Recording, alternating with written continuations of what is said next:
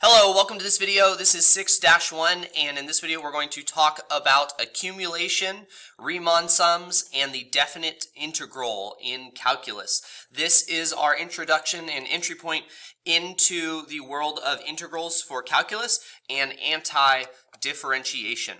So let's go ahead and develop this idea of accumulation starting with Riemann sums. And I'll introduce those terms as we move along. So situation 1, we have a particle P, and it is moving along a straight path with a constant velocity of 2 feet per second. The graph of v sub p of t is given above, and we can see this here. What is the total distance that the particle traveled from 0 to 2 seconds? What is its distance? Well, just a reminder that distance is equal to rate times time. So if the particle, if v sub p of t is equal to 2 feet per second, and the particle is moving for from 0 to 2, so 2 minus 0, that's 2 seconds. Then that is 2 times 2, which is equal to 4 feet. Okay, 4 feet. Now, what I want you to see too is that I have the velocity function here. Here is the velocity function, and the amount of time is also given here. Now, if I go ahead and I were to multiply my width times the height, right? And the height of that velocity is 2. We end up with the area under this curve, which you can see for yourself is 1, 2, 3, 4. That is not a coincidence. And this is how we're going to enter the idea of an integral and doing antiderivatives. But the area under the curve here is 4. Okay, so if I want the total distance, the area under velocity, velocity times time, that gives us our distance, which is 4. Let's go ahead and let's look at situation number 2. A particle Q is also moving along a straight path, but its velocity is increasing as it moves. The graph of v sub q of t is given above. What is the total distance the particle traveled from 0 to 2 seconds? So again, we know that distance is equal to rate times time. However, this time I don't have a specific rate given. I have the visual, and I'm going to use that idea of area under the curve to help us generate what the total distance is in this situation. And I'm going to do that by connecting the beginning and ending velocities, and I'm just going to make a trapezoidal figure, which is given here. Now the area of a trapezoid, that is going to be equal to 1/2 my first height, which is 1, plus my ending height, which is 3. So that's the average of my height times my distance, which is 2. So in this case, we have 4 divided by 2, which gives us 2 times 2. And so again, we end up with 4 feet.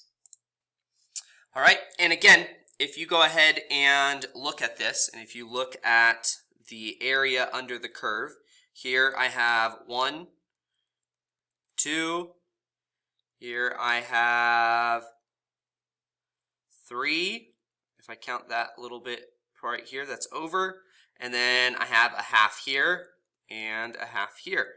So again, the area under the curve, right, if I multiply the velocity times the time, that generates the area under the curve, and that is going to give us our total distance. Okay, so key concept number 1. When we're finding totals or net change, the accumulation is connected to the area bounded by a rate function. Okay, so totals or net change, that is the area bounded by the rate. Key concept number 2, when graphs are not linear or do not create known geometric shapes, we will need calculus to help us find these areas. We're going to go ahead and start out by making geometric shapes will help us approximate certain values.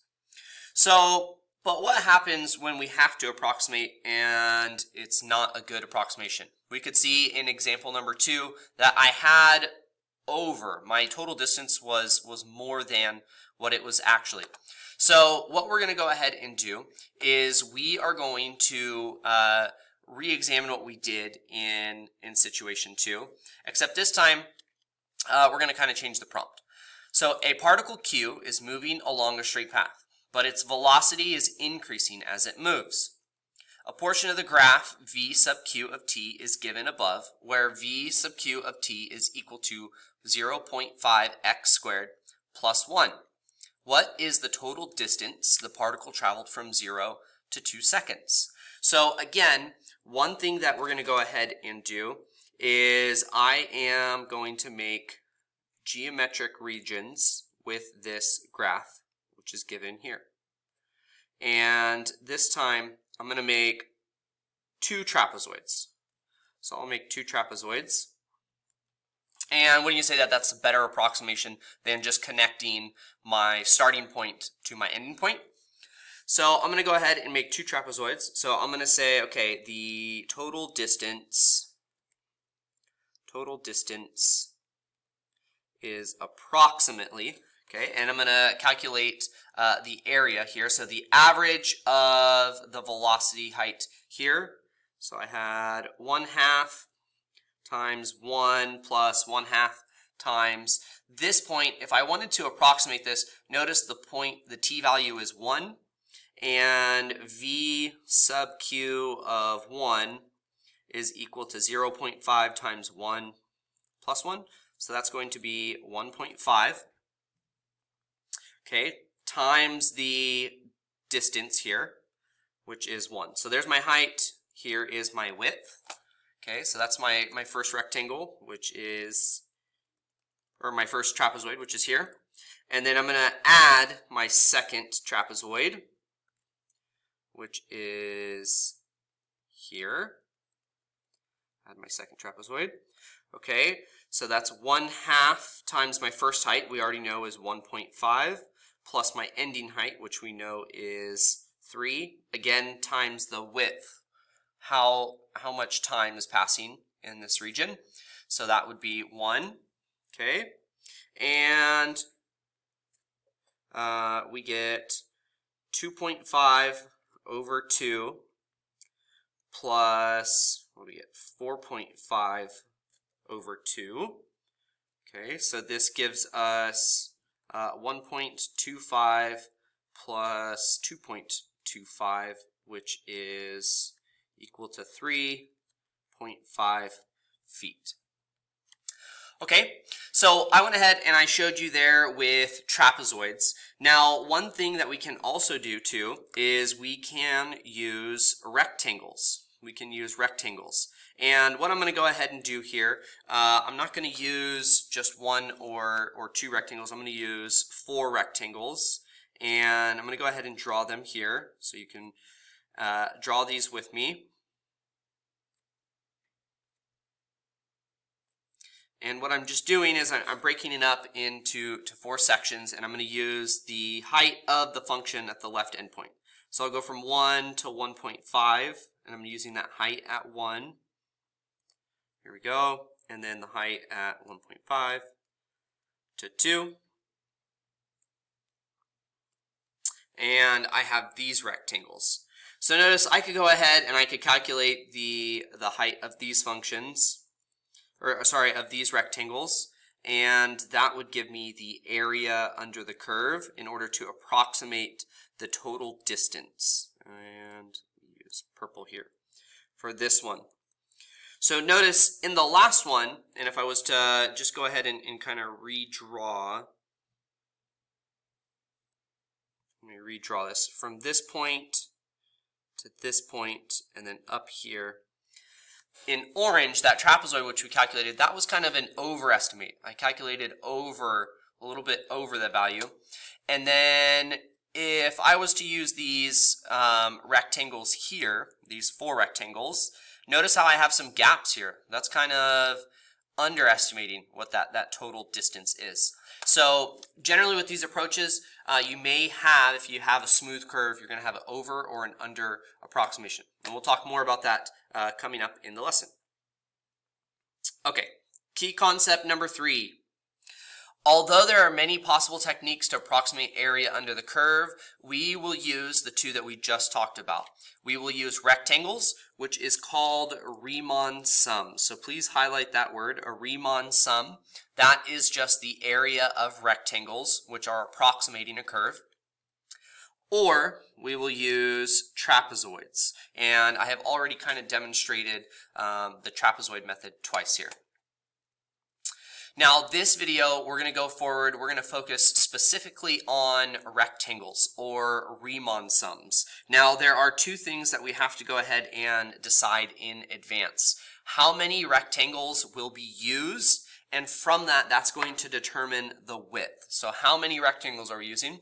And then number 2, how will we determine the height of the rectangle? Are we going to use what's called a left, a midpoint, or a right Riemann sum? Now looking back up here, I'm going to go ahead and tell you that this would be an example of a left Riemann sum. I drew these and notice I used the left point from this variable. So this height was determined from the left point versus the right point, right? And you can specifically see it with the purple example, or the purple rectangle. I used the left side of the rectangle versus what if I didn't use the left side of the rectangle? What if I used the right side of that rectangle? And what if my rectangle was this height, right? So there's a difference in a left or a right Riemann sum. And we're going to go ahead and demonstrate that here in the coming examples. Okay, example number 1. They say use a left Riemann sum with 1 subinterval to approximate the area between the curve v sub q of t and the t-axis from t equals 0 to t equals 2. So again, how many intervals are we going to use? Well, they said 1 subinterval. So that's going to be 1 rectangle. Okay, well, if I'm using 1 rectangle, then my width is 2. Okay, so I can go ahead and write this down. So we have 1 subinterval, which means that our width is 2. Okay, and then we are using a left Riemann sum. Left Riemann sum. So this means that the height of my rectangle is equal to v sub p of, I'm going to use the left point of my interval, which we're starting at 0.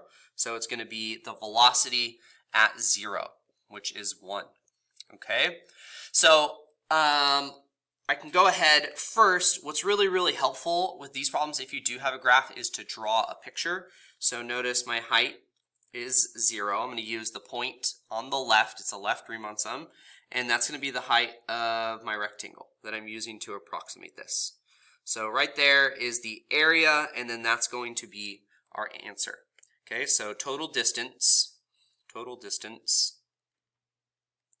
is approximately, so we have our height, which is v sub, not p, it's actually q, v sub q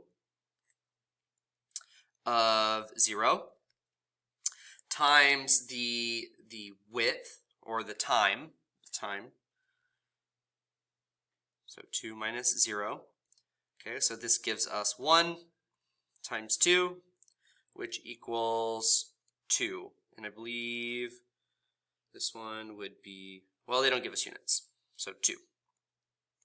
So there is the area. The total distance is approximately 2. Here is example number 2. Use a left Riemann sum with two equal subintervals to approximate the area between the curve v sub q of t and the t-axis from 0 to 2. So again, I'm using two subintervals, okay? And this implies, well, if I had to have two subintervals, 1 and 2, my width is going to be equal to 1. The width of these is equal to 1. Okay? All right, and then this is a left Riemann sum. Left Riemann sum. And I'm going to change this color. So the width of each of these is 1. And my left Riemann sum, this means the height is equal to v sub q of 0 and v sub q of 1. My height for my first subinterval is going to be v sub q of 0. So there's my first rectangle. And my second rectangle will be v sub q of 1, which is here. Okay. So there we go. Okay. So I'm going to go ahead and compute the total distance is approximately, so I have v sub q, and I'll use the colors here. So v sub q of 0 times the width, right, which is 1 minus 0, plus v sub q of 1 times the width, that's the height, times the width, 2 minus 1, okay, which gives us 1 times 1 plus 1.5 times 1 times 1. Okay, so this gives us 1 plus 1.5, which is equal to 2.5.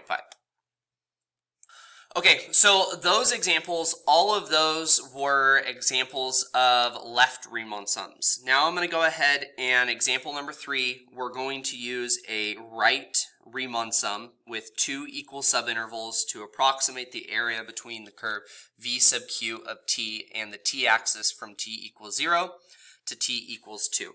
So again, we have two subintervals, which means that my width is going to be equal to 1. So width is equal to 1, and I can highlight that here. So this width is 1, and this width is 1. But our height, this is a right Riemann sum, which means that the height is going to be equal to v sub q of, I'm going to use the right end of my interval. So I'm going to use 1, v sub q of 1. That will be the height of my first rectangle. There. Okay. And the right side of my second subinterval, which will be 2, v sub q of 2, which is here. So this is my second subinterval. Okay, and we're just calculating the area of those. Okay, so I'm going to say total distance is approximately, and I'm going to do my rate, so the height of my rectangle, which is v sub q of 1, which we know is 1.5, okay, times the distance, so 1 minus 0, which we know is 1, okay, and then we're going to add the second rectangle. So my rate, the height, the velocity approximated for my second interval is v sub q of 2, which we know is 3, times the width or the distance. That's 2 minus 1, which again is just 1. Okay, so I have 1.5 plus 3, which gives us 4.5. So notice the same exact function for these two examples, same exact function. A left Riemann sum gave us 2.5, a right Riemann sum gave us 4.5. It's important to note that when you're using Riemann sums that you're approximating, that you use the approximate symbols, and that you're aware one's going to give you an overestimation versus an underestimation. Okay, and there is a way to determine, based upon what type of function you're using, if it's a left or a right Riemann sum, if you're going to get that over or under. So one idea going forward is the more rectangles that we use, the better our approximation generally becomes. So notice here for v sub q of t, I used 1. Well, that was a way under approximation. If I increase my Riemann sums, my rectangles, notice I have less of an under approximation. If I increase more, I get better. If I increase more, I get even better. Well, in order to find the exact area, how many rectangles would I need? I would need infinitely many rectangles, okay? And that's how we're going to generate this idea moving forward, which is what this whole unit is about. So, a Riemann sum. If I have n number of rectangles, the area of each rectangle is going to be determined by the height of the function multiplied times the width of the rectangle, okay? Now, the total area, if I was to add all of those up, and that's what this symbol here means, sigma. I'm going to add this right below here, sigma. That is just a summation. If I was to add all of those rectangles up, that would give me my total area. Well, in order to find the exact area, I'm going to have infinite amounts of rectangles, and I would just take the function height times the width. Well, when I have infinitely many rectangles, my width is going to be infinitesimally small, so we'll call that dx. And then the total area would just be the summation of all of those rectangles. Okay? Now, how we write this is notation, and this is important going forward. We will write this as the integral from a to b of f of x dx to represent the true area found by using infinitely many rectangles. This symbol here is the integral, and I'm going to go ahead and add that to your notes here. This is the integral.